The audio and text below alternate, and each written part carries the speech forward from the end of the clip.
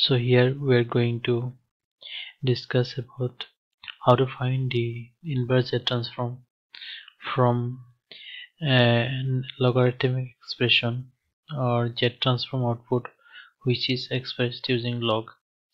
Okay, so here we take a question: find the inverse Z transform of xz equal to log of 1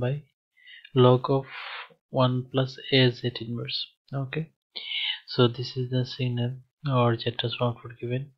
So for finding the time domain signal or inverse Z transform output, we start doing the derivation of this logarithmic signal. Since log, we need to remove this log, so we can directly take derivation of this xz. So in the right hand side we will get 1 by z log derivative gives 1 by that below here, so 1 by this 1 plus az inverse, and then d by dz of this expression 1 plus az inverse. So this term, if you simplify, you can write like the z by z plus a, and since here 1 is constant, its derivation will be 0, and for derivation of this z minus 1 you will get this minus a by z square. So this is the derivative of xz. Again, here this term we can simplify it like this, like for the time domain representation of this portion we can directly write the z transform of at minus a to the power n un can be equal to z by z plus a. So here we usually get minus a, so since this is already minus a, so this becomes plus a.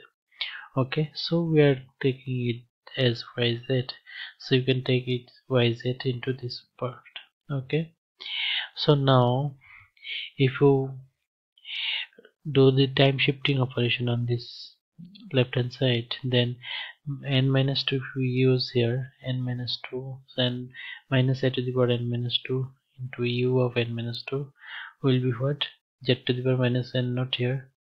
So this minus n naught means 2 here n naught, so it will be z to the power minus 2 into yz. Okay, so next, so if you write it like here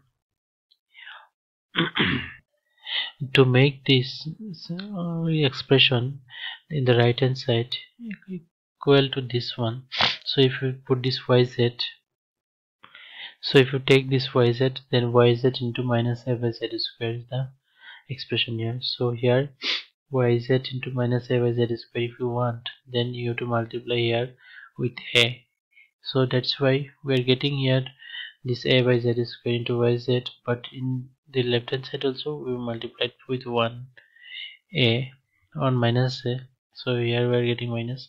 So if we take minus a here, then minus a to the power plus 1 is added to this expression, so that gives you minus a to the power n minus 1 un minus 2, and this whole expression is nothing but, from here you can write ddz of xz.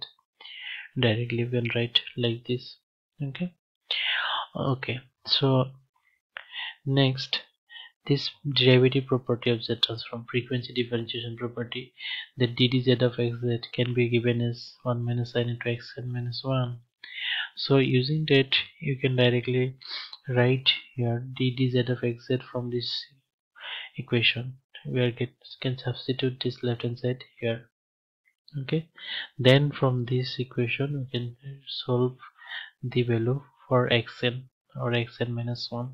Okay, so for that we can solve this expression and we can get xn minus 1 first, then if we put n minus 1 is here, no? So if we put n plus 1 in both hand side, then you will get n plus 1 minus 1, so it will become xn. Here also you have to substitute by n plus 1, then you will get a corresponding expression like this. So you can get finally the xn value like this. Okay, so this is the time domain signal for the given xz value. Similar one example you can solve like this. Negative symbol is here, so xz is equal to log 1 minus az inverse So if you solve this inverse transform, similarly you have to start by derivating this signal exit, and you will get the expression like this. You have to use this frequency differentiation property and also this time shifting property, and then you can finally get this value of xn like this. So this is the result for inverse transform of this one. So you can find out this by doing in similar approach that we have done here. Okay, thank you.